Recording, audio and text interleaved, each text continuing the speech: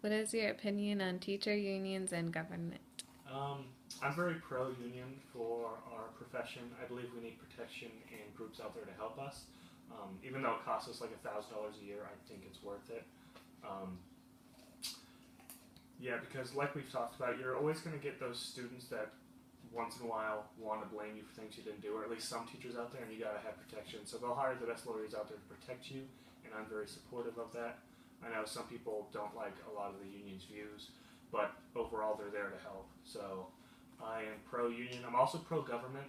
I am a firm believer that the government needs to be 2 feet in or 2 feet out, and the 2 feet out model doesn't really work for education because then you're always going to get those people who think you're discriminating, whether it's based on class or something else. So I'm pro-government. I believe that we need them to structure the education system at least on a state-by-state basis, so they know what we need more so than the federal government. But yeah, I'm pro-state involvement in education.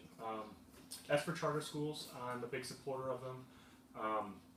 I believe we need someone out there to pave the way and innovate to really experiment what works and what doesn't work for future gains. And some kids, I don't know if the parents like them being guinea pigs, but I'm sure some would be okay with it. So if those kids want to do it, I'm all for it. So yeah.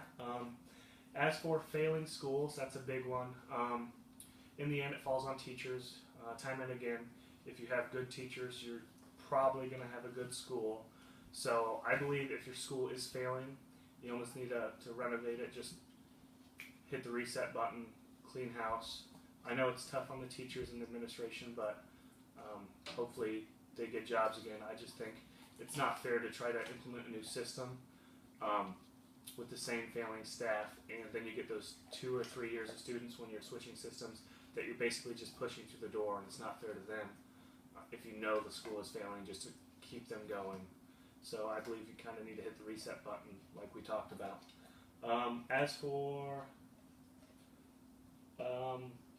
teacher evaluation, like we're going to be talking about next class, I'm pro state licensure. I don't think that teachers should be able to come in and teach without a licensing because we need higher standards, not no standards for our teachers. Because the better the teachers, the better the schools are. And even if someone is proficient or believes they're proficient in a subject, I believe they need to be trained to deal with children or the age group that they're going to be with. So, yeah. Thank you. Other topics in class?